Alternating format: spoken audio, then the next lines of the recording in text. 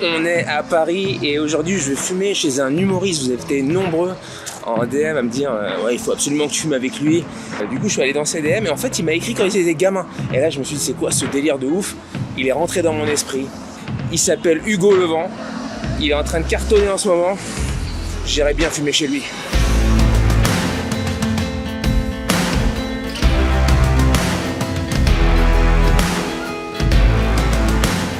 Bon, on arrive, il a eu des galères de train, je pense qu'il a un peu vécu un parcours du combattant, ça va le déstresser. UK Cheese. C'est parfait. Des bières, c'est parfait aussi. On va mettre ça comme ça. Hop là. C'est bon, on n'est pas bien cadré là. Ah, c'est magnifique. Voilà, et le son il est parfait dans son petit truc. Oui. À la tienne. Ah, tiens, Norman. Ouais, avec plaisir. Putain, donc là tu reviens de tourner. En fait, déjà ça me fait super plaisir de te voir. J'ai cru que tu étais rentré dans mon esprit quand déjà il y a plein d'abonnés qui commencent à m'écrire. Faut que tu fumes avec ce gars. Faut que tu ailles chez lui fumer. Je vais dans les DM et je vois les qu'est-ce que c'est que ce délire. En fait, ouais, t'étais gamin et t'écrivais aux humoristes. Non, mais moi, ouais, j'étais gamin, j'écrivais aux humoristes, j'avais vu des spectacles et tout. Et moi, j'adore les humoristes qui ils font pas semblant. Tu vois ou pas? Ouais. Maintenant on est arrivé à un niveau où on se connaît tous les humoristes, on sait qu'il y en a, il y en a dans la vie, c'est des déglingos et dès qu'ils arrivent sur scène, bon, comment plaire au plus grand nombre de personnes? Ce qui est déjà des glingos en soi, tu vois. Ouais, non, mais dans le sens où, dans la vie, ils se font mourir de rire et c'est des fous et tout. Et dès qu'ils arrivent sur scène, ils sont un peu plus cadrés. C'est dommage, hein. Bah, c'est trop dommage. C'est l'inverse. Et moi, quand j'étais petit, je voyais des trucs, j'avais vu justement quand ils avaient légalisé la weed. Canada, ouais. Canada, je suis content de l'avoir fait. Ça, c'est, ouais. T'as offert à toute la salle. Des joints purs comme il y a ce soir. Ah ouais. Tiens, mon gars, c'est de la UK Cheese. Magnifique. Ouais, et donc c'est un poteau qui fait pousser ça. Donc normalement, elle devrait nous mettre yimbe. Je l'ai déjà testé plusieurs fois. Là, j'ai bien bu avant, donc ça va être bien fort. Ouais, ça va être nickel. Tiens, le feu. Magnifique. Et je prévois tout, putain, je suis fort. Je commence à être très bon en... Je suis professionnel, bien plus que moi. En prévoyance. Et donc toi, tu me disais, toi, tu fumes plus avec du tabac d'habitude. Ouais. Bah, je suis un fumeur très régulier, quoi. Parce que tu fumes des clopes, toi? Non. Tu fumes pas de clopes, tu fumes que des ouinges et que avec du... Ouais, c'est débile. C'est débile. Genre, quand j'arrête la weed, ça dépend. Quand ça joue pas, je peux en fumer 7-8. Quand ça joue le soir, je fume juste le soir et j'en fume 3-4 quand je rentre chez moi. Allez, le 22h au Paname, je le fais un peu défoncer. Mais sinon, ouais, j'en fume 4. Moi, je me rappelle de soirées au Paname où je me rappelle une fois j'avais oublié que je jouais et là on m'appelle le Paname qui m'appelle, heureusement j'étais sur les grands boulevards, il m'appelle t'es où, etc. et j'ai été tout bourré, défoncé, machin. Je suis arrivé, ça a cartonné, du coup je me suis dit le lendemain je vais refaire pareil, tu vois. Et bah pas du tout quoi. Ça marche.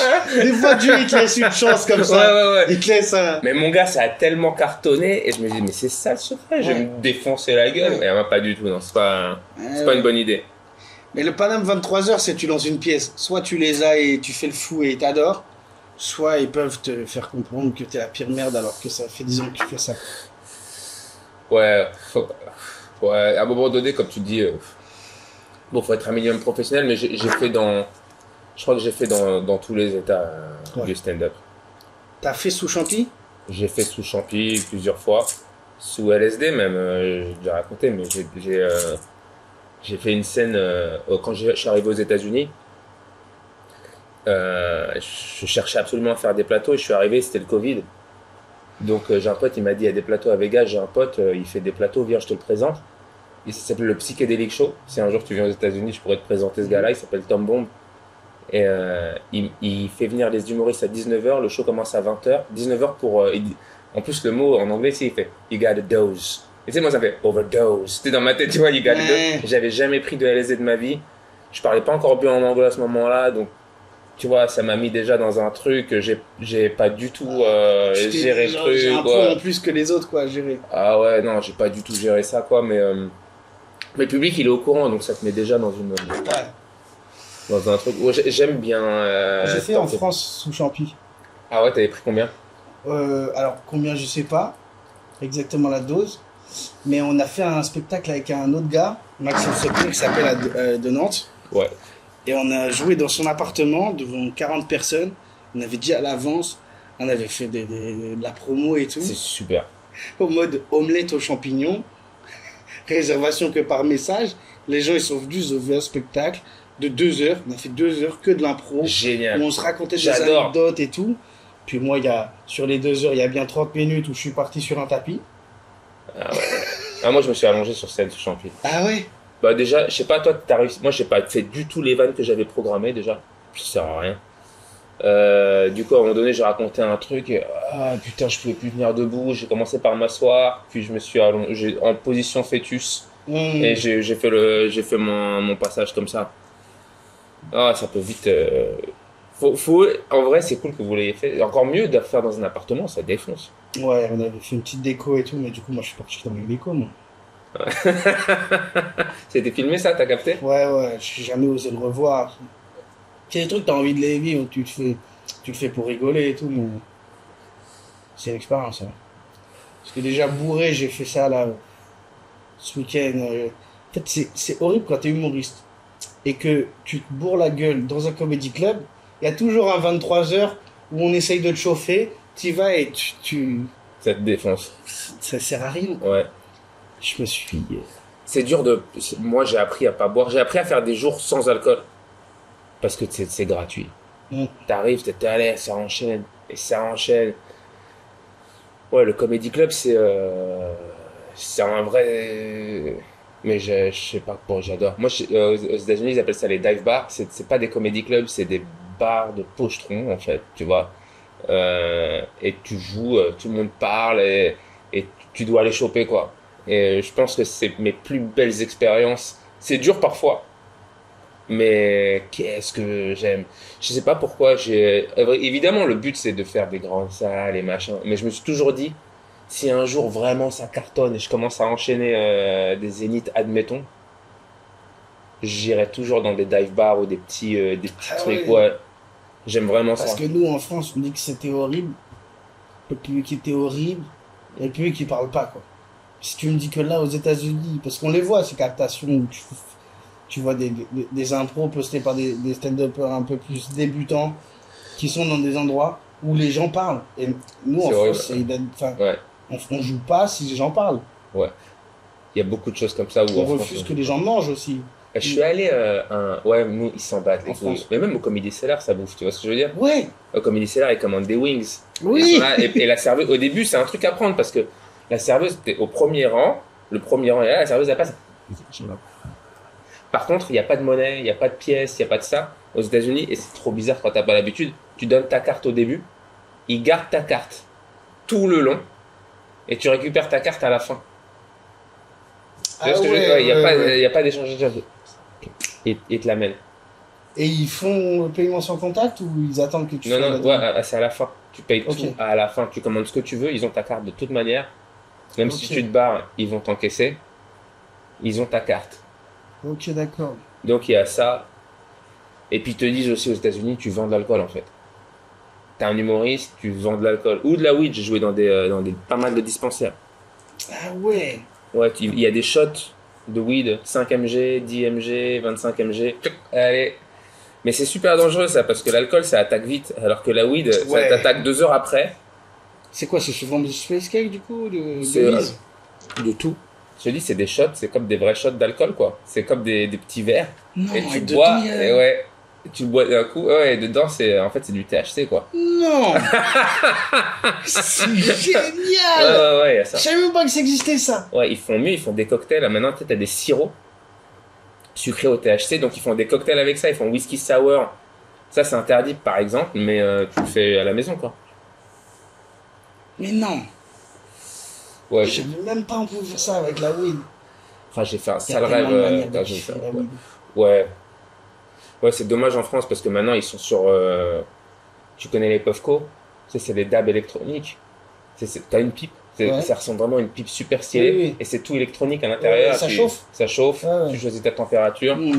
Je sais pas, je trouve que c'est stylé. Ils sont de toutes les technologies, les gummies, les trucs. Ici, il y a la technologie, mais en termes de CBD de synthèse, où ils te font du CBD qui te défonce, et puis Ça, c'est pas bien. Parce que moi, je me suis fait niquer par ça.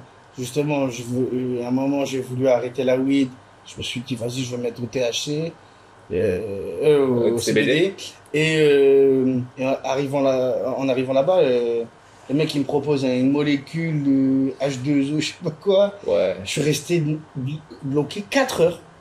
4 heures. Parce qu'en fait, il y a je crois que c'est un vide juridique où c'est pas illégal, c'est pas légal non plus. Ouais. Donc voilà, mais c'est dommage qu'on en arrive là.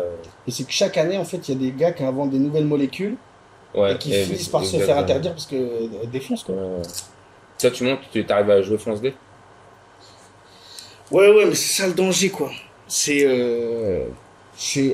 J'adore la weed parce que c'est vraiment le truc qui fait que, peu importe quand t'es à bider ou cartonné, quand tu fumes ton joint, t'es dans ton cadavre et la vie, elle est pareille qu'hier et elle sera pas pareille demain. Mais j'adore cet état-là. J'adore ce moment où tu montes sur scène. Tu t'en fous jamais totalement de bider, mais je comprends ce que tu dis. Tu sais, je compare souvent, je ne vais pas me comparer au chirurgien, mais le stand-up pour moi, et pendant longtemps, bon, il y a la famille, etc., ce que tu veux, mais c'était genre, c'est toujours en vrai peut-être le truc le plus important. Tu sais, c'est là, c'est tellement beau, je kiffe le stand-up, tu vois. Et quand tu montes sur scène, tu dois te dégager de ça parce que il faut que ça soit plus si important. Et je compare souvent quand tu es chirurgien et que tu dois opérer un cœur pour la première fois de ta vie, c'est super important, le mec il doit vivre, mais tu peux pas trembler. Tu sais, tu peux pas, tu dois y aller, bah ouais, je sais ce que je fais quoi. Il doit y avoir une espèce de certitude et d'assurance en soi qui est pas normale. C'est un vrai switch en fait. Parce que si tu trembles. Et la weed, ça te donne cette assurance? Au début, c'était le contraire. Les premières fois que j'ai fumé sur scène, c'était tout d'un coup j'étais sur un fil tendu au cirque et puis je marchais, il fallait pas que je fasse d'erreur. Je me rappelle d'une fois où j'ai failli pas jouer parce que j'étais trop fonce-dé, j'étais blanc, j'étais pas bien et finalement j'y suis allé quand même. C'est trop bizarre parce que 5 secondes sans rire, ça devient super long. Enfin, tu sais, t'es dans un truc, tu dis le texte. Là, c'était à l'époque où heureusement je montais sur scène plusieurs fois par soir, donc tu peux sortir de ton corps. Et tu joues et puis tu t'assois en public, tu vois, et puis tu te regardes jouer, quoi. C'est automatique. Donc t'as ça, des fois? Tu sais, quand tu joues plusieurs fois par soir sur Paris. Ouais. Donc est-ce que t'as à un moment donné, genre quelques passages que tu peux mettre dans n'importe quel ordre et tu t'en sors, et puis voilà, c'était 5 minutes ou 10 minutes et... Ouais, totalement. Mais ouais, je fais énormément de différence entre les jours de la semaine où on joue et l'horaire où on joue. J'ai l'impression que le vendredi à 22h, tu peux monter dans un état que tu veux et si tu te bagarres bien avec tes blagues, ça peut passer. Mais lundi 19h, ouais, bien sûr, l'horaire les mêmes blagues, je fume de la weed, je bois de l'alcool, les gens qui viennent de sortir du taf, ils peuvent te regarder différemment. J'ai fait 2 plateaux. Je pense pas que ces plateaux existaient à l'époque où j'étais en France, mais des 17h30 au Paname. Et je me dis, mais il va y avoir personne. En fait, il y avait un peu de monde, mais déjà, à 17h30, il y a beaucoup plus de chances qu'il y ait des enfants. Ouais. Donc, si tu veux, les vannes je suis pas arrivé, machin, en disant, ah, tu es de la chatte. tu peux pas. Et j'ai toujours comparé, tu sais, quand tu montes sur scène, à un moment donné, c'est comme si t'es invité à un mariage, tu fais rigoler les gens. Mais je suis pas à la table des enfants en fait, tu vois, et il y a toujours un truc relou. Après, est-ce que il y a pas ce truc de l'histoire elle est la même, c'est la même histoire, mais c'est comme si tu la racontais à tes potes ou tu la racontes aux parents de ta meuf. C'est la même histoire, mais tu vois, tu la racontes pas tout à fait pareil, tu vois. Ouais. Et ça fait chier de réécrire ces blagues-là pour 3 personnes. Ouais. Sachant que cette version-là, c'est pas celle-là qui te plaît, c'est pas celle-là que t'as envie de jouer devant. Moi, j'ai eu un moment donné où je m'en battais les couilles complet. Et donc, je disais aux gens, voilà, si je voyais des gamins, une fois ça m'est arrivé, j'avais un gamin au premier rang. Et j'ai dit aux gens, aux parents, je vous le dis, hein, je vais pas changer le spectacle du tout. Voilà, en fait, j'ai décidé de pas changer le spectacle. Et c'était au point virgule. Tu t'as fait le point virgule, c'était rempli là. Donc là, j'avais une meuf voilée avec son mec, mariée, c'est sûr, halal, machin. Là, j'ai le gamin. Et moi, dans ma tête, je suis là et je me dis, bon, je vais pas changer de spectacle. Ça terminait comment? Ça terminait le gamin, sans que ses parents lui disent. Hein. Sans que ses parents lui disent. Le gamin de lui-même. Oh, De de lui-même. lui-même, c'est très fort. Je fais la vanne, en fait, au bout d'un moment, et tout d'un, je fais la vanne et le gamin, il fait. Ah, c'est très Ouais, fort. ça. Si de lui-même, parce que Ah ouais, de quand il lui-même. voit des scènes de cul, il est là. Non, maman, c'est bon, je suis grand. Mais là, de lui-même, c'est qu'il a vraiment dû sentir le pas de trop. Ouais, là, je suis allé. Ouais. Et en même temps, je me dis, tu sais, quand on dit c'est pas familial, est-ce qu'on dit, parce que t'as recommencé à regarder des films de cul à quel âge? Non, mais si, ça devrait l'être. C'est de baiser, frère. De baiser. Non, mais de baiser. Tout le monde fait semblant. Mais genre, il y a un âge où le gosse ne comprend pas quand il voit une scène de cul, et l'âge où il se branle. Il n'y a pas d'entre-deux. Il n'y a pas un sas de « Ah, là, ils sont en train de faire du sexe, c'est chaud. » C'est chaud parce que toi, à ton âge, toi, t'avais Internet super tôt. Ouais. Nous, moi, je me rappelle de la première fois où je me suis branlé. Tu te rappelles de la première fois que tu t'es branlé? Ouais. Moi, je me rappelle de la première. Sauf que moi, je savais pas trop comment. Ouais, oui. Je suis sûr que je faisais pas le bon geste. Ah non, je faisais pas le bon geste. Il y a tellement de gestes dans les films de cul, t'as vu, ils ont le reverse grip. Oui, Ils ont des grips différents et tu te dis, attends, Non, c'est où que t'as appris à te branler, mon gars? Ouais. Moi, je me rappelle d'une fois au Jamel. Justement, je fais des blagues de cul sur la. Ah ouais. Et il y a un gosse, mes 12 ans. Et je vois, il commence à se taper des barres. Et la daronne, pas du tout. Alors que ça devrait être l'inverse. Lui, il se tape des barres. Et la daronne, du coup, elle dit, bouge-toi les oreilles. Et là, il décide de niquer tout le spectacle. Il se bouche les oreilles. Et c'est pas genre il se bouche les oreilles. C'est, il fait, là. Donc Jamel, 100 personnes, pas plus. Et tout le monde. De lui, il a commencé à faire ça. Là. Pour lui, c'est comme ça qu'on se bouche les oreilles. Putain, ouais. C'est un gosse. Ah, putain. C'est pas juste bouge-toi les oreilles, c'est un geste et c'est une action. Je ne dois pas entendre ce qu'il dit. Là. Putain. Alors, j'ai Tu fais quoi? J'ai tout perdu. Ah, putain. Moi, ça m'est arrivé. Est-ce que j'ai déjà perdu un spectacle à cause des gamins? Non, j'ai déjà eu des gens qui se sont barrés énervés. T'as déjà eu ça, les gens qui se barrent énervés? Oui. Ouais, ça, c'est génial. Moi, j'adore et j'adore pas. À l'époque, nous, je sais pas comment c'est maintenant, mais au bout d'un moment, moi, je m'en battais les couilles, mais il y a un moment donné où billet réduit, ça comptait. C'est encore un truc ici, billet réduit? Oui, je le paye. Ouais, parce que billet réduit, moi, ça compte plus du tout, tu vois. Ouais. Mais je sais que quand j'étais là, mec, laissez un avis sur billet réduit, tu vois, c'est. Ouais. Et dans ma tête, je fais, c'est quoi ce délire? Et moi, je sais que ces gens qui partent là, c'est billet réduit quand lettres, les gros en majuscules partout, quoi. Ça, j'ai eu.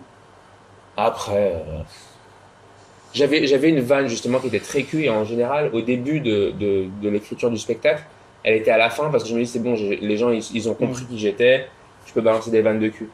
Et en fait, un jour, j'ai changé, j'ai dit, je vais la faire dès le début, pas de préliminaire, je vais commencer dès le début. Et j'ai adoré faire ça parce que t'as tout de suite des gens que ça énerve. C'est ça aussi que j'aime. Ouais. Jusqu'au jour où. Ouais, tu prends le risque, il y a toujours un jour où. Ouais. Il y a toujours un jour où. Voilà. C'est quand même génial ce métier aussi. T'as déjà eu des menaces de. Il y a quelqu'un qui va te taper sur scène ou ça devient violent dans le public? Ouais, moi, j'ai eu des vraies sorties. Moi, j'ai eu des. Ça m'est déjà arrivé sur le Michou, là, le Comedy Club de Gade. Je joue devant 35 personnes, il y a 5 voilées, les 5 elles sortent. Et dans la même soirée, après, t'as un mec. J'en ai fait plein des comme ça, mais le pire, c'est une fois à Rennes, je fais des blagues où je parle du fait que.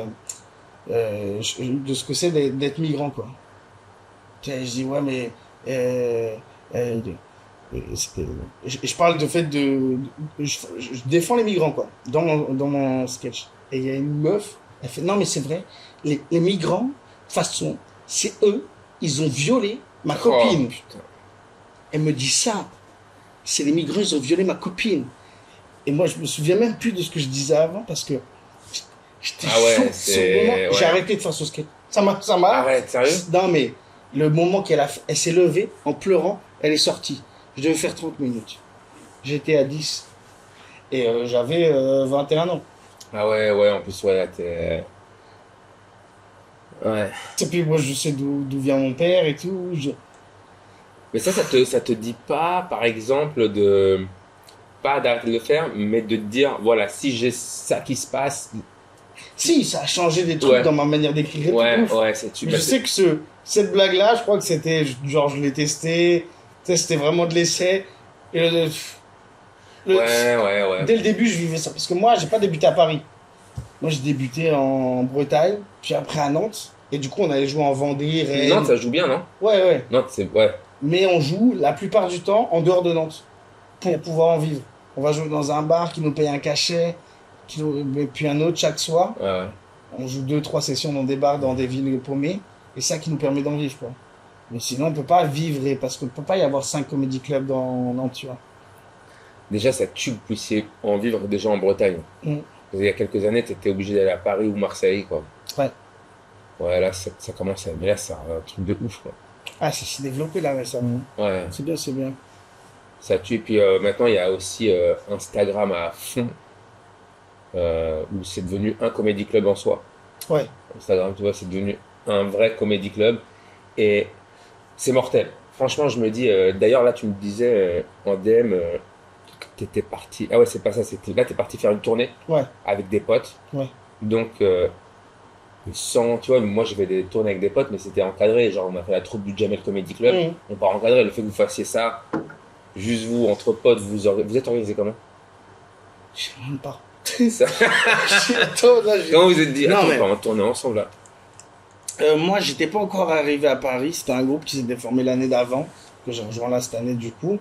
Mais en gros, ouais, c'était à la base 7 potes qui se retrouvaient dans une colocation qui faisait l'angle entre Boulevard Barbès et rue de la Goutte d'Or, Ouais. où il y avait 5 chambres et 3 humoristes dedans.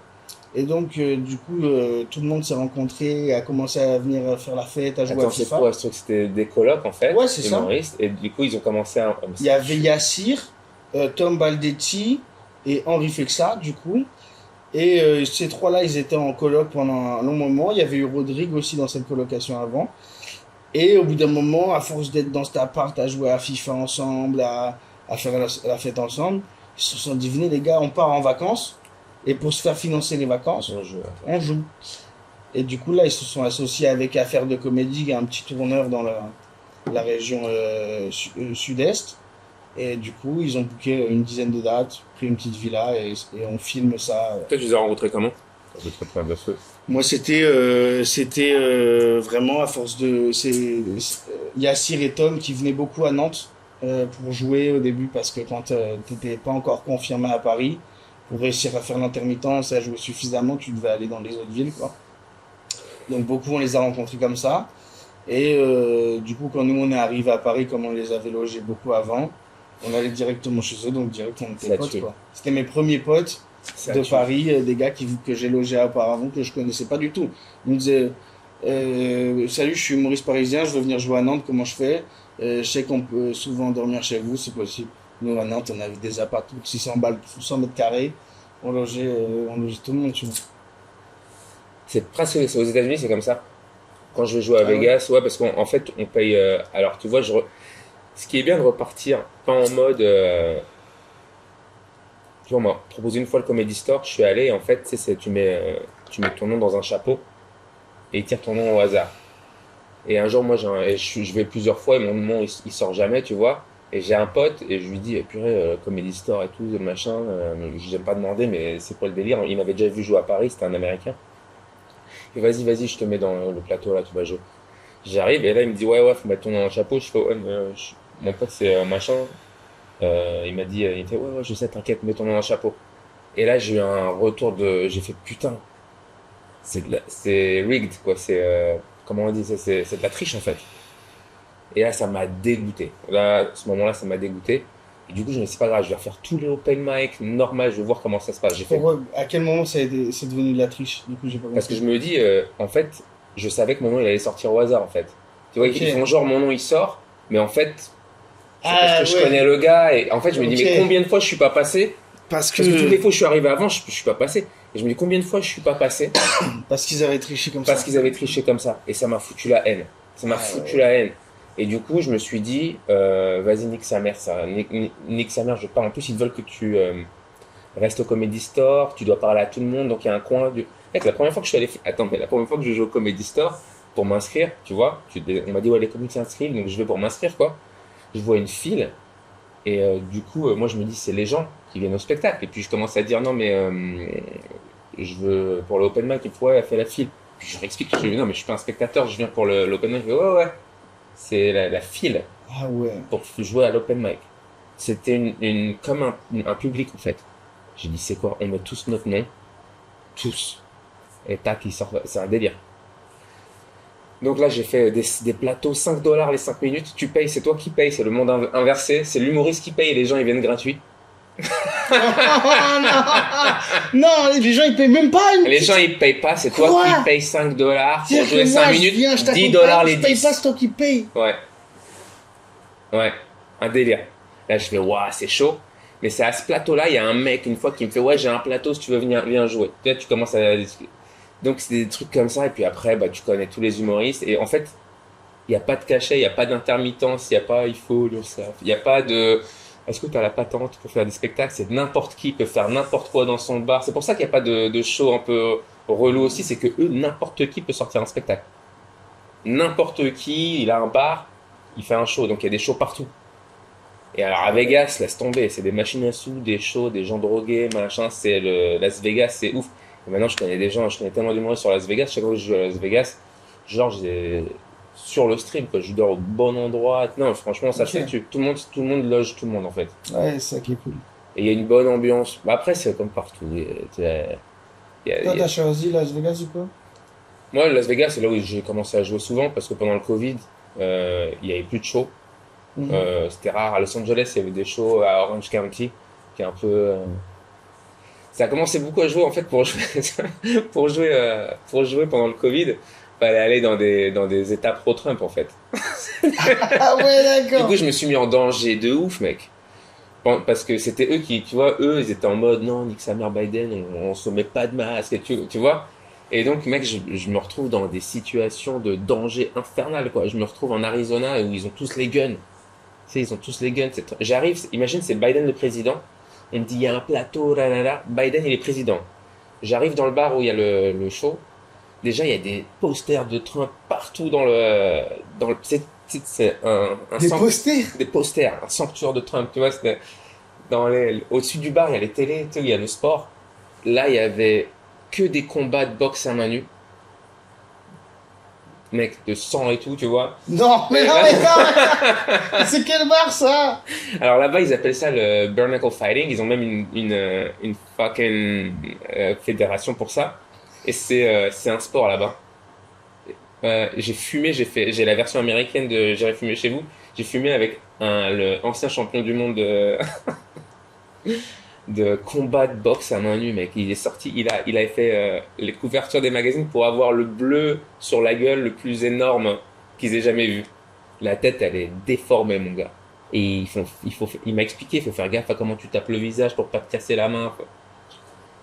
Mais en plus, il m'a dit, j'ai fait ça, il m'a dit, il avait pris 7 grammes de champi. Et il est parti boxer, il est rentré dans un truc, il m'a dit, ça peut devenir bizarre. Mais non, mais tu peux pas avoir deux tripes en un. Il avait la bagarre et il a. C'est une folie. Ouais, la folie. Ouais, puis moi j'arrive là-dedans, là. Putain, j'ai un heckler, j'ai le track de ouf. En plus, c'était une soirée pour les vétérans de la guerre en Irak. Je sais pas comment dire. Il y en a un, il a pris trop de MDMA, je pense, après le spectacle. Il arrive après le spectacle, un Marines. Il me regarde, il a les larmes aux yeux comme ça. Et je lui fais ça va, etc. Il me prend dans ses bras, il me fait un hug. Et il me dit dans l'oreille, j'ai tué beaucoup d'étiers. Je fais waouh! Waouh, mon gars! Non! Voilà, c'est cool. Ah ouais. Ah ouais. la vache! Ah, tu vis des soirées. Las Vegas, j'ai vu des mecs taper de la coke dans une boîte de nuit, mais j'avais jamais vu ça. Peut-être ça existe en France, tu vois, je fréquente pas trop les boîtes de nuit. Mais tu sais, comme dans les trucs où lui, il s'en bat les couilles. C'est-à-dire que on est là, aux yeux et vues de tout le monde. Tu sais avec qui j'ai fumé? Tu suis l'UFC? Un peu, pas trop. Tu vois qui c'est Nick Diaz? Non. C'est un combattant, une légende de l'UFC, tu vois. Ils sont connus pour fumer de la bœuf. Merde, putain, j'ai mis la sonde sur ton canapé du bureau. Hop là. T'inquiète. j'ai filmé avec Nick Diaz, en plein Covid, sorti de boîte de nuit. Déjà, à Las Vegas, ils s'en battent les couilles, Covid ou pas Covid, ils sont tous en boîte. En plus, pendant le Covid, il n'y a plus de clients parce qu'il n'y avait plus d'hôtel, il n'y avait plus rien, il n'y avait plus de tout ça. Et il y a que des stripteaseurs, des stripteaseuses, des magiciens. En fait, c'est un monde trop chelou, quoi. T'arrives en boîte, tu sais pas qui est gogo dancer ou qui est client. Tu sais, l'ambiance est... Je sais pas. T'as fait du stand-up à l'étranger? J'ai fait île Maurice. Ok. Je viens de faire Marrakech, là. Au mortel. Si ça me faisait peur de ouf. Ah ouais? Ouais. T'as joué à Marrakech? Palais des Congrès de Ah, Marrakech. cool, c'est grosse salle. Ah, mais c'est... un peu. Tout le monde a dit c'est top 3 des pires salles qu'on a fait. Ah ouais? Ouais. C'était Une chaud? salle pas du tout adaptée au stand-up. Salle de conférence. Ah ouais? Avec 3 balcons, 2000 places. 3 balcons, mais aucune salle. Tous, ils étaient séparés, très loin. La salle, ça fait beaucoup en stand-up. Les gens se rendent pas compte que il y a plein de petites règles à la con. Le premier rang, il doit être proche. Le plafond, il doit être bas. C'est plein de petits trucs pour que ça marche. C'est quand même assez chelou, hein. Ouais. Les régisseurs, ils comprennent rien à ce qu'on leur raconte. Ouais. Non, mais il faut avoir... Lui, avec sa sécurité. Non, mais moi, j'ai besoin de 2 mètres pour sécuriser l'incendie. Et... Il y a plus de chances que je bide avec 2 mètres qu'il y ait un incendie avec 2 mètres aide, quoi. Ouais. Et l'île Maurice, c'est marrant parce que c'est quand même la profession où on doit vraiment s'adapter à où on est, quoi. Ouais. Tu vois, c'est-à-dire que le film, il passe de toute manière, le chanteur, il fait ses chansons. Nous, on arrive, on te dit, ouais, dès le début, faut que tu fasses tout d'un coup, c'est quoi l'endroit où le quartier gay ici? C'est quoi le quartier? Tu commences à poser des questions aux habitants, on dirait que t'es un espion en entraînement et tu dois, je sais pas, c'est des trucs trop chauds. Et on nous chie dessus parce qu'on n'a pas de décor. Mais gros, j'ai dû visiter ta ville de merde pour faire 5 minutes de blague. Je suis arrivé à hier, j'ai dû faire le tour du quartier. T'es obligé d'arriver en avance et tout. Ah ouais. T'es obligé de parler au taxi. Oui, le taxi c'est génial. Comment Les régisseurs aussi, tout de suite, je vais voir les régisseurs. Ouais, donc l'arrêt de bus qui fait... À chaque fois, tu te dis, c'est quoi le bar de référence? Lui, il te donne son vieux bar à la merde où il va boire entre babos. Ouais, c'est dur. Et du coup, les gens de la ville, ils comprennent pas ce que tu racontes. Mais c'est chaud, tu vois, dans ce taf de quand même, à chaque fois que tu vas quelque part, t'es obligé de vite fait te renseigner. Tu peux ou tu peux pas, mais je dirais une des différences avec le... Et puis, après, ça dépend comment chacun fait son taf, hein, mais je dirais que en stand-up, la version de moi qui est sur scène, c'est pas du tout un acteur, mais c'est quand même une version de moi, mais qui va prendre avec elle toute la... Tu t'es déjà disputé avec ta meuf, et la dispute limite, t'es encore en train de te disputer en SMS avant de monter sur scène. C'est déjà arrivé? Tu rentres avec une énergie. C'est pas celle pour faire rire les gens. C'est le moment où, pour moi, j'ai fait... je me suis fait des techniques parce que je me suis mis trop en danger. J'ai une technique où je sais que c'est mon moi de la scène. Je me dis quelques mots, c'est presque une hypnose. C'est mon moi de la scène. C'est mon moi de là. Et là, en anglais, je ne l'ai pas trouvé. En français, je l'avais trouvé, mon moi de la scène. Là, ça fait, je sais pas, ça fait 6 ans que je suis aux États-Unis. J'ai l'impression que j'ai pas encore mon moi de la scène. Et l'autre truc, c'est des fois de dire quoi. C'est comme quand la première fois que j'ai assumé d'être fonce-dé. C'est-à-dire que, en fait, ce qui te fait bider, c'est que t'es fonce-dé et que t'essaies de le cacher. Ouais. Tu dire, les gars, voilà, c'est moi. Et en fait, t'es arrivé dans une authenticité. Ouais, t'as un œil plus gros que l'autre.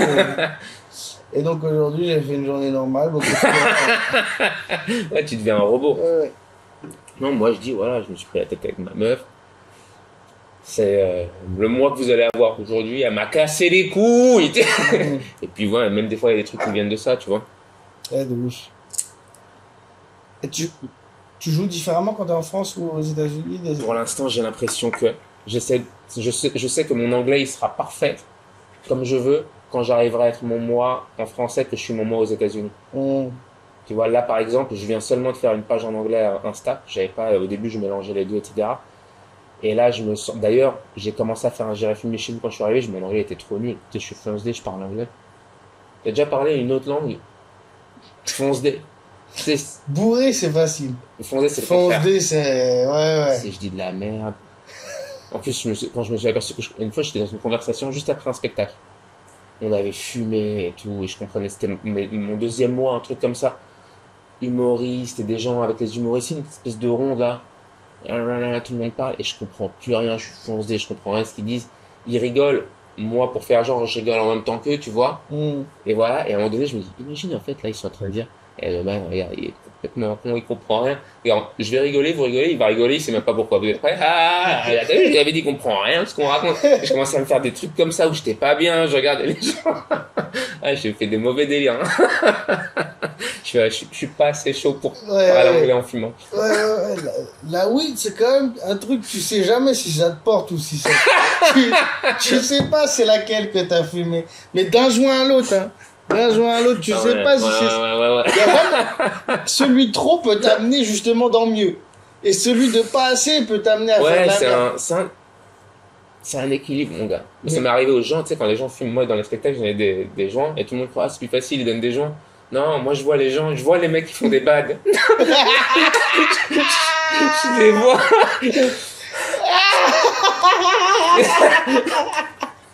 Oula! Moi je venais parce que j'aimais bien la direction artistique du gars, mais je m'attendais pas à... Moi j'ai vu des mecs sortir. T'as vu 100 personnes à la fin, 50 qui dorment. Ah non, tu vois des trucs, des gens qui transpirent dans la salle. Sur la capta, tu devais... Ah, j'ai rigolé. Tu devais zoomer pour pas avoir les têtes qui partent et tout. Non, la capta, alors, on donne les gens déjà... Faut comprendre un truc, c'est que moi, je voulais faire de la com. J'ai joué à Montréal. Et je me dis, il n'y a personne qui me connaît à Montréal, vas-y, il faut que je fasse de la pub. Et en fait, la pub, c'était moi avec un drapeau du Canada, avec un gros ouinge. Il n'y a nulle part où on pouvait faire de la pub, parce que le ouinge, il allait être censuré, etc. Et on l'a su trop tard pour refaire des affiches. Enfin, il s'est passé un truc où je me dis, putain, merde, il faut que je trouve une vidéo qui devienne virale, il faut que je fasse un truc de ouf. Et donc, sur Facebook, je fais, voilà, on m'a tout l'argent qui devait aller dans la pub, les affichages, etc.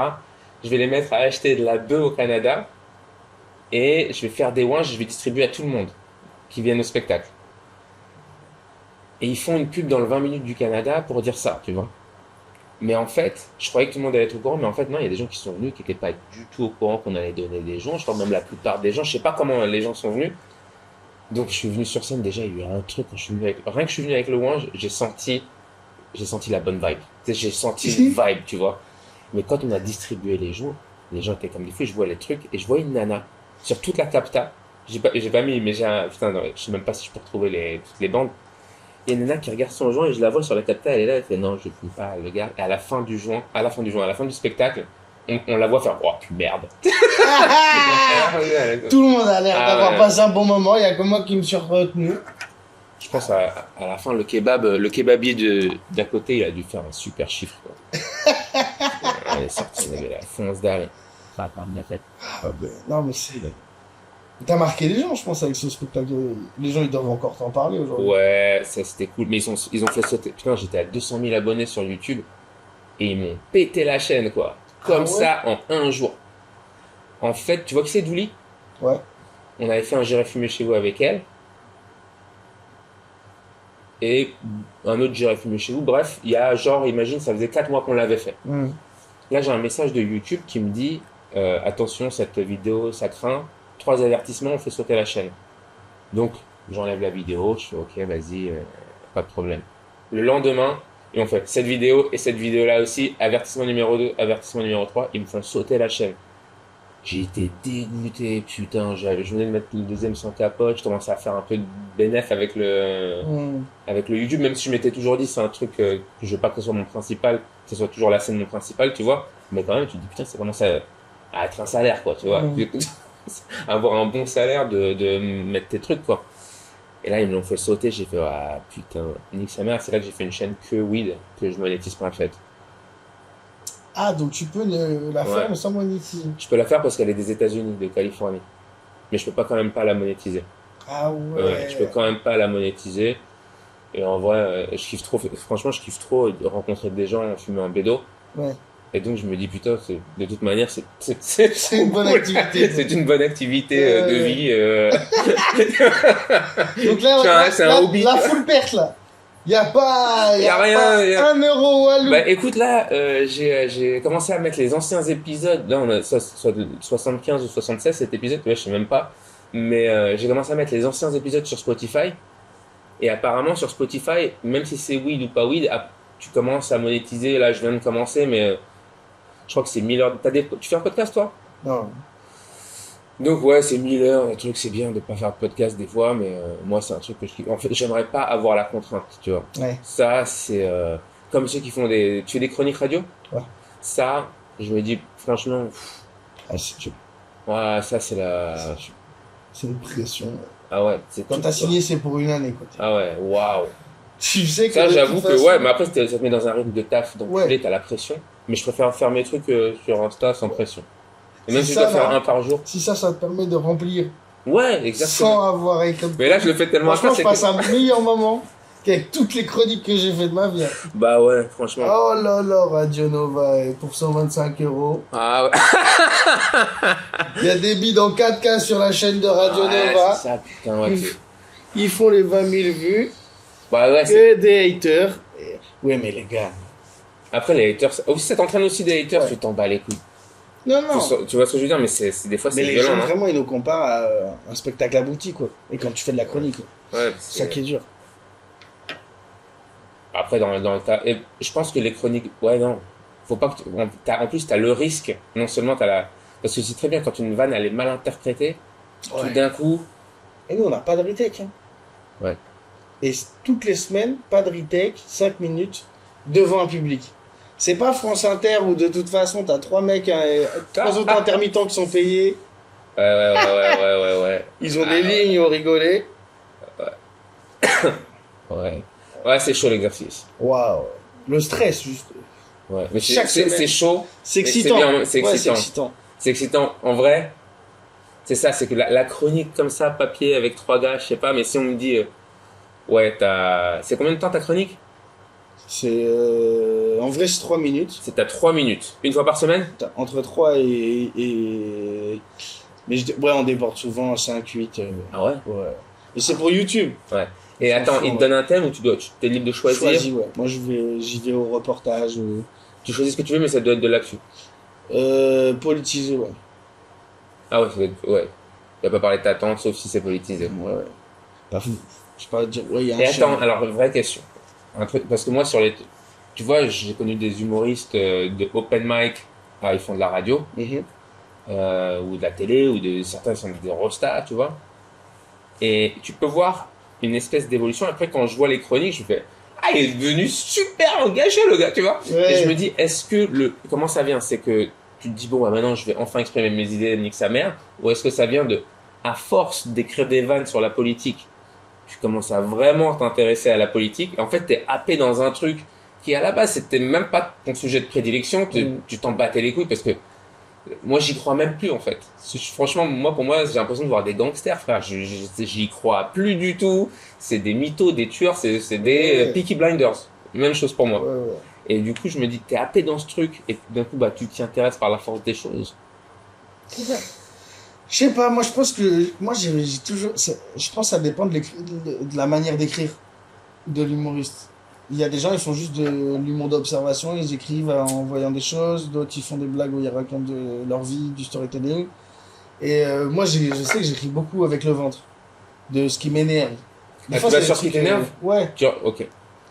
Du coup...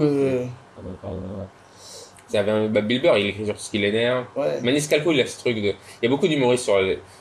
Je comprends pas, qu'est-ce que vous faites? Ouais. Tu vois ce truc-là, sur l'énervement. En vrai, Histoire de Weed, c'est la première capta, si on veut, mais j'avais déjà un spectacle avant, tu vois. On a capté en petit bout, mais il n'y a jamais eu vraiment de capta. Et c'était beaucoup sur ce qui m'énervait, etc. Et en fait, quand Histoire de Weed, je me dis ça c'est trop cool. Et je me dis, je vais écrire le deuxième spectacle sur un truc qui m'énerve pas, mais que je kiffe ma race. Et du coup, j'ai écrit que sur des histoires de cul. J'aime baiser, et je me dis... Mais évidemment, tu vois le truc de quand tu pars sur des vannes cul, le danger, c'est 1000 fois... Parce que si tu prends un beat sur une vanne de cul, tout de suite, bigard le gars. Alors là, le mec, alors le beat, le couille et caca. Tu vois, et ça part vite comme ça. Donc, les gens pensent que c'est plus facile, mais en fait, t'as pas le droit à l'erreur, mon gars. Parce que si tu te plantes là-dessus, t'as l'air d'un lourdos tout de suite. C'est que quand tu fais des blagues sans risque, qui peuvent pas diviser, si ça bide, Genre, ils voient même pas que t'as bidé. Genre, ok, y a pas de blague, pas de blague. Mais quand tu lui dis en plus un truc graveleux, les gens sont, ah ouais. En plus d'être pas marrant, Bah, politique aussi, hein. Choquant. Les mecs, ça les énerve tout de Ouais, suite. Hein. Ah oui. Ça les énerve et en plus, ils défendent. Ouais, donc toi, c'est quoi? Donc t'as tout de suite des... Moi, j'étais politisé déjà un peu sur scène ou même quand je faisais des vidéos. T'es obligé d'être en vrai, t'es obligé d'être politisé. C'est juste que je m'en bats les couilles des politiciens. Ouais. Tu vois ce que je veux dire? Oui, oui, oui. Ouais. Mais voilà, je parle des violences policières, je parlais de ça sur scène, je parlais de weed, je défendais les idées qui me plaisaient, quoi. Sans aller dans une idée parce que c'est gauche ou droite ou quoi que ce soit. Et quand ils ont lancé la riposte sur Radio Nova, où du coup c'était une émission politisée, moi je me suis tout de suite trouvé dedans et le public m'allait. C'est-à-dire que je n'écrivais pas des blagues pour plaire au public. Il y en a aujourd'hui, je pense, ils font des chroniques politiques et ok, cette émission-là, bon alors je vais m'intéresser à qu'est-ce qui leur plaît à ce public-là pour faire des blagues là-dedans. Moi, pas du tout. Moi, juste, je pouvais enfin dire des choses qui me plaisaient, de dire, oui, vous les blancs, que tu peux pas dire à un fridge 20h30 Ah ouais? de la même manière. Ouais. Tu sens que les idées, tu peux les pousser beaucoup plus. Ouais, il y a un truc où j'ai, on va dire, quelques vannes qui m'ont... T'as des vannes menaces de mort ou pas? C'est-à-dire. Des vannes, tu les as faites et là, t'as des menaces de mort. Oui. Tu vois, donc Ouais. ça, déjà, on fait un métier où tu fais une vanne et il y a des gens, ils disent, on veut te tuer. Ouais. Tu vois, il y a ça. Quand ça t'arrive, quand tu veux refaire la vanne, il y a deux types de réactions. Il y a soit ça m'excite, et moi, j'avoue, ça m'excite un peu. Il a jamais ça m'a pas excité. J'étais. Non. Ah ouais. Mais demain je la refais. Ouais, bien sûr, mais bien sûr. Ah, ouais, c'est beau, hein. Ah non, mais parce que nous on fait ce métier-là parce qu'on aime désobéir. Ouais. C'est ça. Hein. Putain, ouais. Je me rends compte que, bien sûr, pourquoi on a... Putain, je viens de dire un truc et 2-3 fois, surtout quand j'étais en prod, tu vois. En fait, t'as raison, c'est que, mec, à la base, c'est vrai, j'en désobéis. À la base, on nous grondait quand on était en classe pour avoir fait marrer toute la classe. Ce qui est insensé. On a donné du bonheur à 30 personnes. Ouf, On a pris 15 secondes. Juste, j'ai dit une bonne blague parce que ta langue, elle a fourché, madame. Ouais, bien sûr. Et après, on a voulu faire un métier que nos darons et la société les approuvaient totalement. Pour faire des blagues, faire rire les gens. On les fait rire comment? En les surprenant. Comment on les surprend?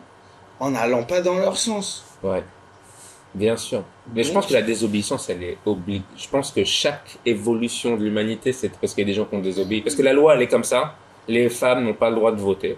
Tout d'un coup, il faut des gens qui disent cette loi, c'est de la merde, les gars. Ouais. Non, mais c'est la loi, c'est les gars. Non, mais c'est la loi. T'es obligé de désobéir pour faire avancer le monde. Ouais. Si moi, il y a personne qui veut me faire taire quand je fais mes blagues. Il dirait c'est de la merde. Je suis un artiste, je suis un artisan. Je réponds à un produit qu'on me demande. Ouais, un entertainer. Ouais, tu viens, tu fais. Tu produis le produit qu'on t'a acheté, quoi. Tu réponds à des. C'est marrant, il parlait de ça parce que il y a quand même un truc aux États-Unis, il y a un geeks d'humoriste où en vrai ici ça existe, c'est chauffeur de salle. Ah, ça m'aide. Tu vois, et ça tu peux pas être, tu vois, et c'est un geeks qu'il y a beaucoup d'humoristes qui prennent. Admettons t'as pas de thune, etc. Tu vas faire des achats, tout d'un coup tu vas écrire des vannes chauffeur de salle. Ça m'est déjà arrivé moi de me prendre des bides quand j'ai fait les premières parties de Norman. J'ai eu une fois la toute première fois. Je connais pas plus que ça, tu vois, c'est pas le public de Norman à ce moment-là. Je parle avec le gars, je fais une première date de tournée et j'arrive sur la scène. Premier rang, les pieds qui touchent pas le sol. Il y a des gamins quoi. Ouais. Et les parents ils s'étaient mis dans le fond, tu vois. Là, je savais pas, moi j'ai des vannes sur la branlette, frère. Donc en fait, je me suis senti trop gêné. Bah, En plus, c'était la première date de sa vie à Norman. Il jouait, il faisait une demi-heure. C'est la première fois qu'il jouait aussi long qu'une demi-heure. Et il est stressé. Alors, il devait m'annoncer. Tu sais, il devait faire ma première partie, Norman Osney. Il vient moi, je peux, là, c'est mort. Si t'embêtes pas, je peux pas. Je suis conscient. Enfin, tu vois, il y a des instants, je fais t'inquiète pas, vas-y, je monte sur scène. Donc, je monte sur scène. Et là, je vois, et là, je fais, ah ouais, je peux pas jouer, quoi. Moi, comme un con, je commence à me présenter. Bonsoir, donc je sais pas, je m'appelle Norman. J'ai compris après qu'en fait, les gamins ils se sont dit, il a voulu dire Norman. Non, que mes parents se sont trompés. Ils ont réservé le mauvais spectacle. C'est pas Norman, c'est Norman, c'est qui se rebeu. Enfin, tu vois, je pense qu'il s'est passé un truc comme ça parce que là, c'était trop chelou. Tu vois, c'était vraiment trop chelou. Et ouais, j'ai fait ça à un moment donné, j'étais en marre et tu commences à écrire des vannes design pour là. Donc la récré, et puis à un moment donné, t'as ce moment où tu fais attends, tu deviens, qu'est-ce que je fais mon gars, qu'est-ce que je me prostitue. Qu'est-ce que je fais? Et puis t'es arrivé à écrire des blagues non, le public de Norman. Ouais, en fait, il y a un moment, surtout que je délirais beaucoup avec les techniciens, on fumait, j'étais avec les techniciens. Et au bout d'un moment, au début c'était un peu après spectacle, après on a commencé à faire avant, et puis on rigole, et du coup je rigole avec les techniciens, surtout quand ils sont rodés, ils savent exactement ce qu'ils doivent faire, etc. Il y avait tout un truc, tu vois. Et je leur, à un moment donné on rigole, et puis ils me disent, normal, tu sais, ils me parlent, et puis moi je fais, ouais, t'as raison, tu sais, ils me chauffent, quoi. T'as raison, je dois m'en battre les couilles. Ouais, tu sais quoi? Je parle de branlette, tu sais, je commence à, je parle de bœuf, je commence à, vas-y, machin. J'arrive sur scène. Et en fait, ça a marché. J'ai dit, je sais pas, mais j'ai l'impression que dans le fond, il y a des parents qui se cachent. Nanana. Moi, je dis, j'en ai rien à foutre, là. C'est pour vous, c'est vous que je vise. Enfin, tu vois, j'ai commencé à parler de branlettes, de faits divers, de conneries, tu vois. Et c'était cool. Et les gars, ils faisaient quoi? Je pense qu'en vrai, c'est ça, c'est que. Ils respectaient? Non, ça arrive. En fait, ils se disent, tu sais, je sais pas, ils ça savent rigole. que, ouais, et puis les parents, ils sont pas là, donc ils sont entre eux. Il y a quelque chose, tu vois, il y a quelque chose qui s'est passé qui était cool en fait. Ok. Donc je me dis, t'avais des scènes un peu cheloues, genre prison, et quand tu sais des trucs, même des comités d'entreprise un peu bizarres, ouais. On va jouer pour la SNCF, et donc tu dois écrire pour des vannes pour la SNCF si tu veux à ce moment-là. Bah c'est un peu cette ambiance. Okay, c'est quoi une boîte que t'as fait? Peut-être tu peux pas dire les boîtes. J'ai fait une boîte de tech à la merde, où je jouais dans leur bureau, ils sont tous en arc de cercle, debout. Oh là là, debout, c'est relou déjà. On vous présente la demi-heure humoristique du Golévin pour le fin d'année. Oh là là. Bon, ils m'ont dit 1000 balles, j'ai fait. Ok. C'est peu l'humiliation, mais j'ai déjà fait une chicha pour 200 balles, donc bon. Allez, c'est bon. Et tu te retrouves à faire une demi-heure devant le patron, tu vas le patron et je fais... Les collègues qui font... Et tu te dis, mais c'est clairement pas ça. Ouais, c'est un bon moment de stand-up. Hein. Moi, le Paname, ils ont fait 2-3 coups comme ça où ils privatisent, mais ils te disent, ah, toi, tu fais le plateau de 20h. Oui. Et tu sais pas, mais en fait, c'est tout Air France qui est là. Oui. Je crois que je t'avais croisé une fois, justement. Ah ouais, dans un... Il y a 2 mois ou un truc comme ça, ou peut-être 3-4 mois, où t'es descendu à 23h pour voir l'ambiance. Tu vois, il y a 14 personnes. Morbide, pas un rire. Je te vois, tu remontes et tu... Ouais, une autre fois. Pas ce soir. Ah ouais. C'est très peu rentable. C'est relou. Bah, en fait, ça dépend de mon... Si là, je suis là, pas ambiancé, etc., que je viens de me taper l'avion, que je viens de faire le machin, je viens pour kiffer, en fait. Ouais. Et puis ça, je le vis de temps en temps aux États-Unis, donc... Oh là là, j'ai fait des plateaux difficiles, frérot. J'ai fait des plateaux trop chelous. Tu sens le public plus dur aux États-Unis ou en France? En fait, j'ai eu le meilleur comme le pire. En fait, c'est tellement grand que t'as le pire du pire dans une culture que tu connais pas. C'est-à-dire que t'arrives dans la campagne du Kentucky et tu comprends pas ce qui se passe en fait. Tu sais, c'est des profils de personnes où... Attends, je vais foutre comme ça. Des profils de personnes qui n'existent pas t'as aucune grille de lecture pour comprendre c'est qui ces gens, qu'est-ce qu'ils font. Là, je viens de capter que c'était un pur là. Ah ouais, des fois ça. J'avais oublié là. Mais moi, c'est chelou, c'est le tabac qui me fait tousser. Je prends du tabac. Ah ouais? Ah ouais, ça me fait tousser. Ça me défonce.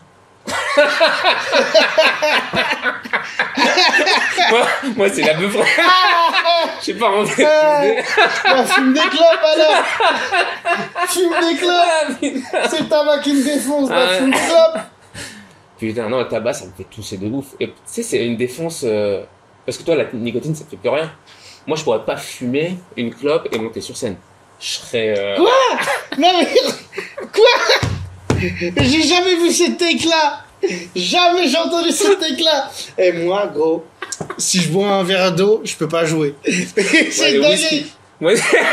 Ouais, écoute, non. Moi, quand j'ai la langue sèche, je prends que de la bière ou du vin rouge. Oh là, oui. Ouais, mais la bière, c'est. Faut que je fasse attention à la France. Hein. Putain, c'est comme de l'eau ici, quoi. C'est. Ah, aux États-Unis, non? Si. Partout. Il y a un pays où c'est pas de l'eau. Mais frère, moi, je me suis jamais posé et boire comme ça avec des potes 4 litres d'eau, quoi, tu vois. Oui. Mais là, c'est l'hypolydration. Ce serait trop bizarre. Tu fais une soirée avec ton pote, au bout de Lido. toutes les heures, à la maison, une pinte d'eau. Pour me faire mouiller, lui. T'as déjà goûté la Heineken 0%? Il y a une Heineken où il n'y a pas attends, j'ai ça. Non. On boit ça depuis tout à l'heure. Ça serait trop rare. Parce que moi, ça m'est arrivé. J'étais avec Charles Soignon et Tania Dutel. Ouais. Et on buvait. Non, j'étais avec Charles Soignon. Je sais plus si c'était Tania ou quelqu'un d'autre. Bref, on encule les bières. On boit. Et j'avais pas vu. Et à un moment donné, j'ai l'impression vraiment que je suis bourré, mec. Parce que je bois des bières. Et on parle plus fort. Et je vois l'ambiance. Elle commence à. Ah, arrêtez! Et là, je me pose un moment comme ça. Et je vois, en fait, c'est des 0%. Et du coup, j'ai eu peur que ça se voit que je sois bourré. Et je vais tout le monde foutre de ma gueule si tu fais le bourré. Et du coup, je fais. Alors, en tout cas, je dois dire, ces 0% là, franchement, elles ont quand même le goût de la bière. Hein, c'est pas mal. Et là, Charles regarde le truc. Elle fait. Ouais, je croyais que j'étais bourré. Et du coup, moi, je commence à rigoler. Je fais, ah putain, ça me rassure. Moi aussi, j'ai cru que j'ai été pété. Ça vous a baisé ça. Mais je lui dis, mais moi, heureusement que je vois, je serais sorti, j'aurais pris ma voiture, j'aurais trompé ma meuf, j'aurais fait des dingueries. Et là, t'as l'alcool, non, mais c'est bon. Ta meuf qui voit, mais ouais, j'ai tout Tu te vu. bagarres, t'as un coca, on t'écoutait en regardant. Pourquoi j'ai bu qu'à te dire 0%, mais ça m'a. Ah, j'ai 20, comme quoi, tu peux, Ah ouais. le placebo, il marche aussi pour Tu l'alcool. me dis c'était que du CBD, Hugo. T'as toussé parce qu'il y avait un peu de tabac. Non, mec, les drogues, ça fait des. Aux États-Unis, je me suis fait. Ils m'ont fait une anesthésie générale pour un truc dans le dos, là. Bref, j'ai pris un crash, une longue histoire. Et avant l'anesthésie générale, l'anesthésiste, il vient me voir, il me fait, vous êtes stressé? Je fais, bah ouais, quand même, anesthésie générale, tu t'endors et tu peux lutter, machin, tu sais. Et puis il fait, vous voulez que je vous donne un truc pour vous détendre? Et là, je fais, ouais, vas-y, donne-moi un truc pour me détendre. Mec, il m'a donné un truc. Si seulement je retrouvais le nom de ce truc, je sais pas ce que c'est, mais je sais pas si c'est de la morphine, j'en ai jamais pris, mais l'effet était incroyable. Ils m'ont mis sur la planche, j'ai été pété de rire. Et c'était trop bizarre parce que je voyais tout le monde super sérieux autour de moi. Je disais, oui, voilà. Et moi, j'étais, putain, je regarde l'anesthésie, t'as ta main, toi! Tu sais ce que t'as fait, mon gars! Et tout le monde, ce qui est super, c'est qu'il doit avoir l'habitude. Toi, t'es fausse. Mec, t'en as plein à foutre de mourir. Tu dis, là, il m'en bat les couilles! Ah, il a dû te faire fumer 2 clopes parce que toi, le tabac. Et Philippe Maurice, des titanes sans filtre. Et il m'a envoyé. Que des Maroccos, pas de filtre. Ah, il m'a envoyé le bâtard. Ah, putain. Comment tu la sens, la bœuf? Elle est très bien. Ah ouais, hein? Et c'est pas une bœuf cassante. Parce que moi, c'est ça, justement, quand tu fumes 4-5 joints, normalement, tu veux dormir. Mais tu sais, c'est quoi le secret? C'est qu'il n'y a pas de tabac. Je te dis, le tabac, il le tabac, défonce. C'est le tabac Depuis qui le début. défonce depuis le début. Là, quand tu fumes que la bœuf, en fait, pour moi, je comparerais ça. Alors, je sais tous les arguments pour tabac, pas tabac dans la bœuf. Moi, c'est comme si t'aimais le whisky et que tu disais, ah, j'aime le whisky Coca. Tu vois, c'est pas le même délire. C'est pas, dans le Coca, il y a du sucre. Ouais. C'est une autre fonce dé. Si t'aimes que le whisky, si t'aimes vraiment que le whisky, après, c'est plus cher. Franchement, tu bois moins de verres par jour. Tu te fais tout ce que tu mets là, les 5 joints, tu le mets dans un. Et regarde, là, t'as fumé la moitié de ton... Ouais, t'as fumé un... Je sais pas, il y avait 1 gramme dans l'orange. Là... T'as fait 1 gramme? Ouais. T'as fumé 10 balles, là.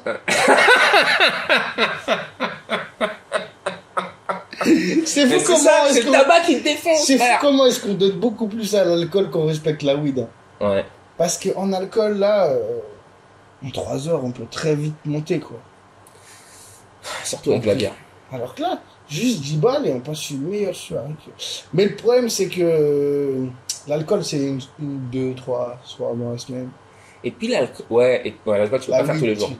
L'alcool, tu fais tous les jours... Non, et en plus, l'alcool, c'est addictif plus que la beuh. En fait, la plupart des gens qui me disent « Ouais, je suis accro à la beuh », du coup, j'ai déjà entendu des gens me dire « Je suis accro à la beuh ». Du coup, j'ai arrêté la beuh, mais je lui dis « Tu continues le tabac ?» Il fait « Ouais, je continue le tabac ».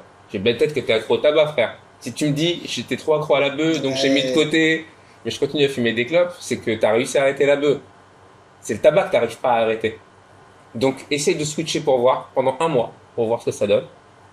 Et tu fumes que des gens, même des vogues, des vogues de joints purs, tu vois. Alors ici, ils peuvent même pas aller. Ouais, ici, c'est-à-dire qu'aux États-Unis, je roule de moins en moins, c'est bien que je roule là. Mais aux États-Unis, quand j'étais en France, j'aime bien rouler. C'est vrai, j'aime bien rouler. Mais si j'ai l'opportunité d'avoir des pre-rolls, j'ai des paquets. Tu sais, il y a des paquets de 46 joints. Quoi? Ouais, des paquets. Quoi? Comme des bonbons là, les pots. Quoi? Ouais, c'est génial. Ah ouais. Ils te font des bocaux, des trucs, des 5, des 6, des infusés, des cactus, tout ce que tu veux. Avec du H, sans H, quoi, tout ce que tu veux. Tout ce que tu veux. Des jus, comme je t'ai dit, des jus, des canettes, des cookies, des comprimés si t'as pas envie de manger du sucre. T'as des comprimés de 25, de 5, ouais, t'as des comprimés, qu'est-ce que tu veux que je te dis, hop, tu prends ça pour dormir, pour écrire, pour ce que tu veux. Ah, pour ce que tu veux. Ah ouais, la vie elle est belle là-bas. Ouais, et en plus tu joues dans les dispensaires. Tu joues dans les dispensaires, ça fait que t'es payé, ils te donnent un sac cadeau à chaque fois. Ils te donnent un sac cadeau. J'avais un show à un moment donné à Orange County quand je suis arrivé. À chaque fois que j'allais jouer, ils te filaient 30 grammes de bœuf. 30 grammes. Et puis ils te filent des mecs, ils te filent des pochons, tu sais, les pochons. Le pochon, il est grand, c'est pas un pochon noir. C'est un pochon avec leur marque dessus, super stylé, tu vois. T'as une espèce de coussin super beau. Et nous, au Paname, on a moins 50 sur la carte des boissons, mais c'est inadmissible. C'est une folie. Ah, putain, au début, au Paname, tu sais que c'était repas gratuit pour les humoristes. Et puis, il y a beaucoup de clochards qui ont voulu faire du stand-up. Donc, ils sont passés à tous les clochards du 11e. Ils venaient. On va y faire un plateau.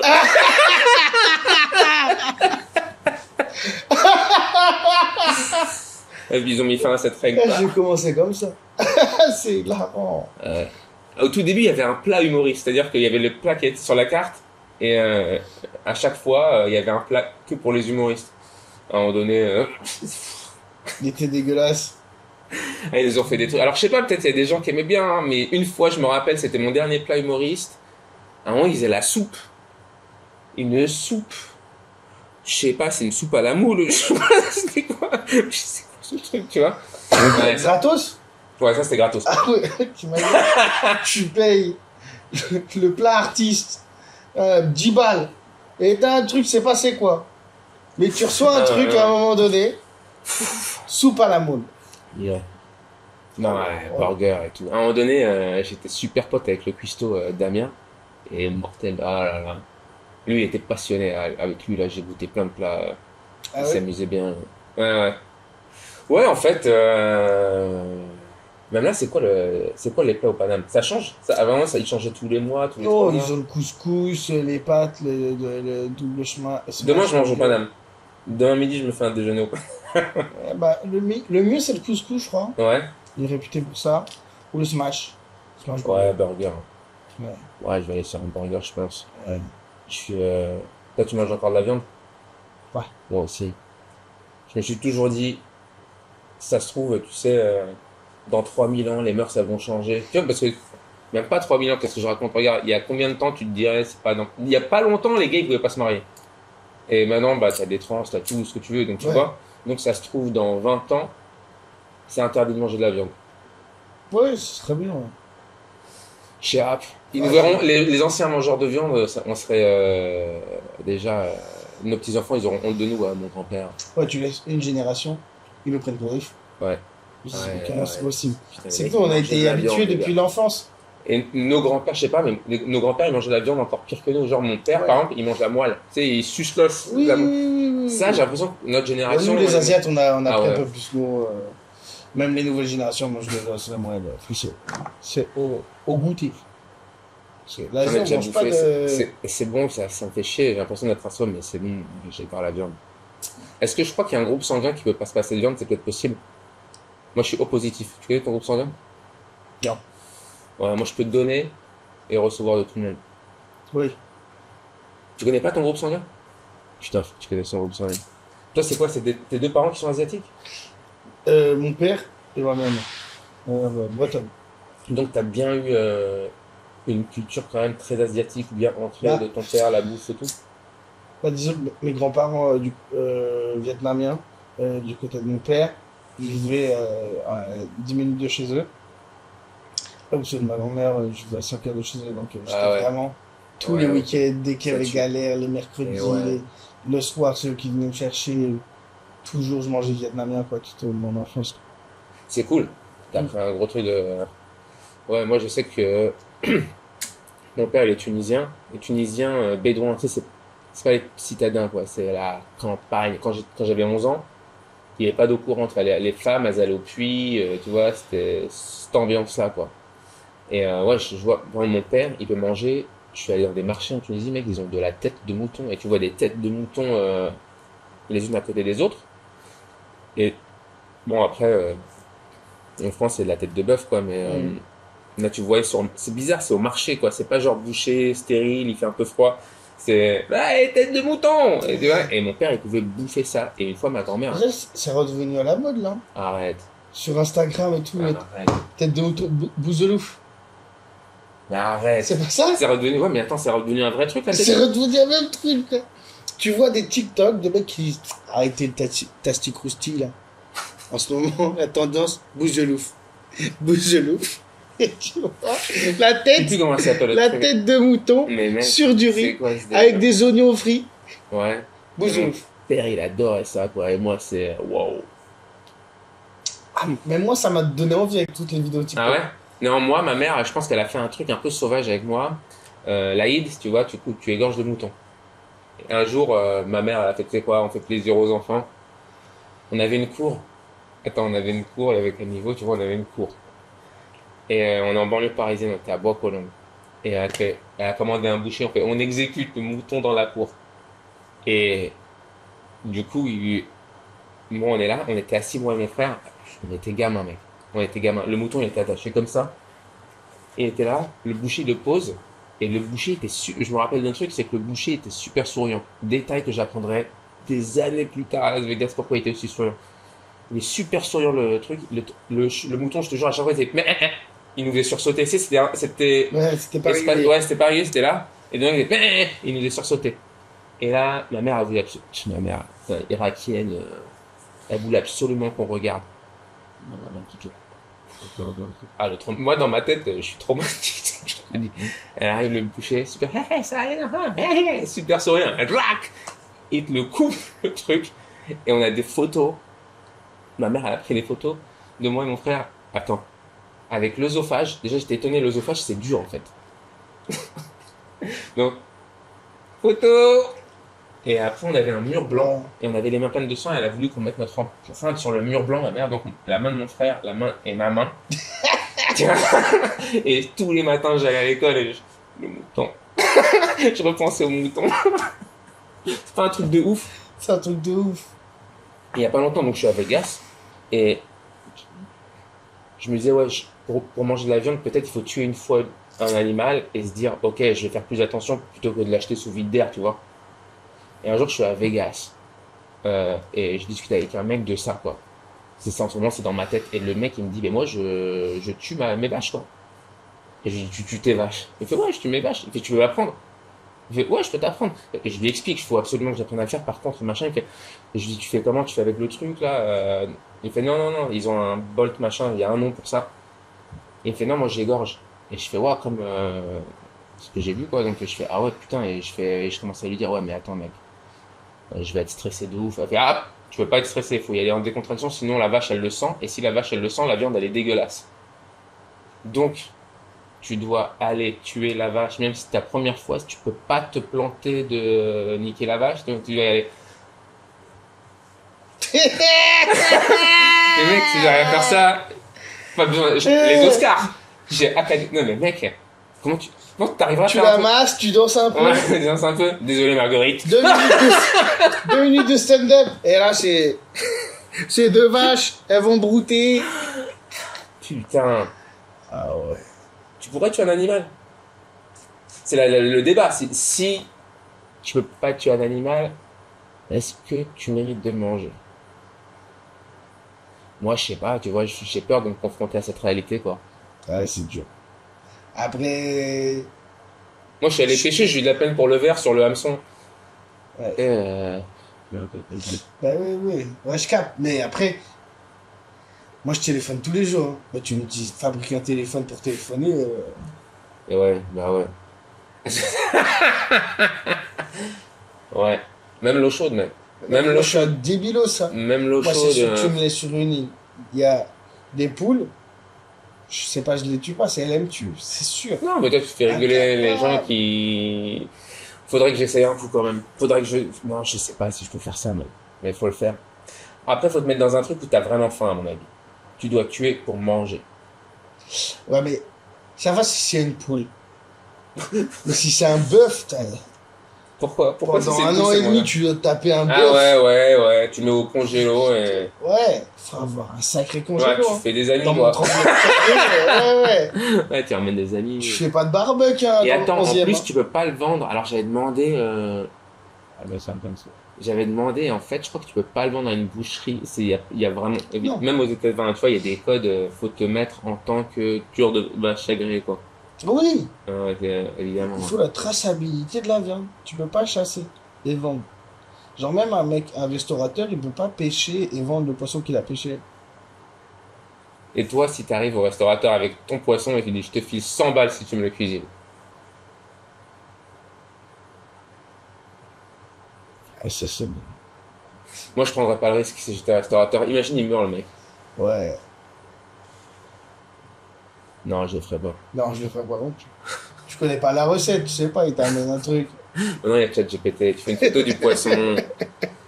Tu lui dis, mec, c'est vraiment cool d'être là. Bah ouais, plaisir partagé. Hein. Ah ouais, ça y est, on a fait notre petite heure. Je vais aller... Tu sais quoi, j'ai soif. Toi, tu fais quoi, là? Vas-y, pour demain, on peut... Moi, j'ai rien de prévu là. Tu veux qu'on aille se poser boire une bière dans un bar? Avec plaisir. Mortel, vas-y. Ça, c'était mortel en tout cas. Avec plaisir. Au plaisir, quel beau voyage. Ah, c'est pas Lego. Il m'a ramené du coup avec plein de potes humoristes, c'est mortel. J'ai passé une soirée de ouf. On n'a pas fait que fumer. Mec, tu déchires. Franchement, C'était un plaisir, mon man. gros plaisir. La cam. Tu déchires et j'espère te voir sur scène. Peut-être avant de repartir, mais on verra bien. Peut-être tu viens aux États-Unis et tu viens jouer en anglais. J'y vais là, je crois.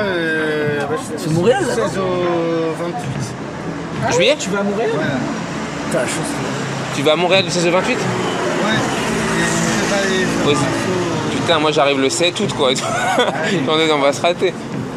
Mais si tu vas à Los Angeles ou tu vas à New York? Je sais pas, je vais peut-être faire un saut si j'ai du temps, 2-3 jours quelque part. Ok, bah en tout cas si tu repasses après le 7 août, je te fais kiffer. J'habite à côté de ça. C'est rien, 11 heures d'avion, ça va, c'est vite fait. Bon, merci en tout cas. Ciao, ciao. Bye. Bisous, la bise.